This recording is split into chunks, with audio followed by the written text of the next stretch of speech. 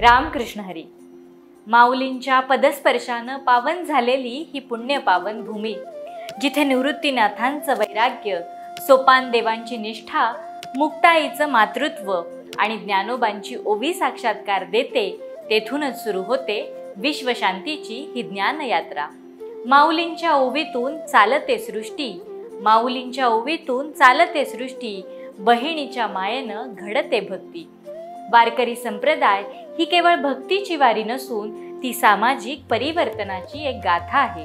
यात संत तत्वज्ञानातून प्रेरित होऊन शून्यातून विश्व निर्माण करणारे, विज्ञान आणि अध्यात्म यांचा सेतू साधून अखंड ज्ञानदानाचं कार्य करणारे विश्वधर्मी प्राध्यापक डॉक्टर विश्वनाथ दा कराड सर, त्यांच्या जीवनाला ज्यांनी दिशा दिली त्यांची आठवण आज अपरिहार्य आहे.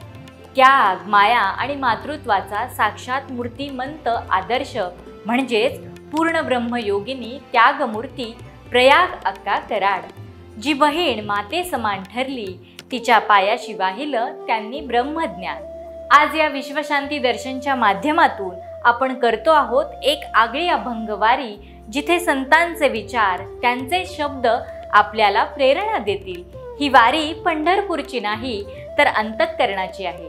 चला तर अंतरंगातील या वारीत सहभागी होऊन ज्ञानाची वाट धरूयात, या आनंद वारीत सहभागी होऊयात. वारी ही देवाची असतेच, पण कधी कधी ती माणसांच्या रूपात देखील भेटते, हे खरं. याच वारीच्या औचित्यानं आपणासाठी घेऊन आलो आहोत ही एक आगळी अभंग वारी, एक आगळी अभंग वारी. भक्ती साधणं कठीण असतं, पण ती साधावी साधेपणानंच. सोपानदेव म्हणजे साधेपणाचं गान आणि त्यांची ओवी म्हणजे त्यांची प्रार्थना. विठोबाला डोळ्यासमोर ठेवून त्यांनी जीवन जगलं.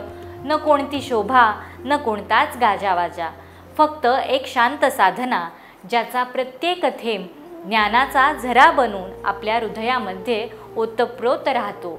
सर्व काळ ध्यान हरिरूप ज्याचे, तया सर्व रूप साचे जवळी असे. हरी हरी जाला प्रपंच बोला, हरी हरी जाला प्रपंच बोला, हरी सुख निवाला तोची धन्य. हरी हेची मन संपन्न अखंड, नित्यता ब्रह्मांड त्याचे देही. सोपान विदेही सर्वरूपी बिंबंतू, हरिरूपी रतू जीव शिव. जो माणूस सतत हरिरूपाचं, विठोबाचं ध्यान करतो, त्याच्याजवळ सर्व रूपे म्हणजे सर्व देवतांचं सार हे आपोआपच असतं. म्हणजेच त्याचं मन इतकं पवित्र होतं की परमेश्वराच्या सर्व रूपांचा त्याला अनुभव येतो. ज्याच्या मुखी हरी हरी असं नामस्मरण सुरू झालं, त्याला संसाराची चिंता आणि झगडाचं काही कारण हे वाटेनासच होतं. हरिप्रेम आणि त्याचं सुख हाच त्याचा खरा आनंद असतो आणि तोच माणूस खरा धन्य असतो. संत सोपानदेव असं म्हणतात की जो देहापासून अलिप्त झाला आहे, त्याच्यामध्ये सर्व रूपाचं दर्शन होतं. तो जीव हरिरूपाशी एकरूप होतो आणि शिवस्वरूप प्राप्त करतो. हरी एक ध्यान ठेविले ज्या मना, संपले दुःख हृदयात ब्रह्म सगुणा. सोपान म्हणे त्या लाभे विश्रांती, सोपान म्हणे त्या लाभे विश्रांती.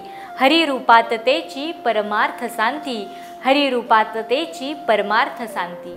याचाच अर्थ ज्याच्या मनामध्ये हरिनामाचं एकच लक्ष असतं, त्याचं सगळं दुःख हे संपतं आणि त्याला परमेश्वराचं सगुण रूप प्रत्यक्ष अनुभवायला मिळतं.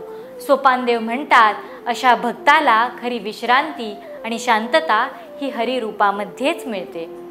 हरिनामाचे महात्म्य सांगणारा हा आजचा भाग अभंगवारीचा. भेटूयात पुढच्या भागात एका नव्या अभंगासह. तोपर्यंत जय हरी विठ्ठल.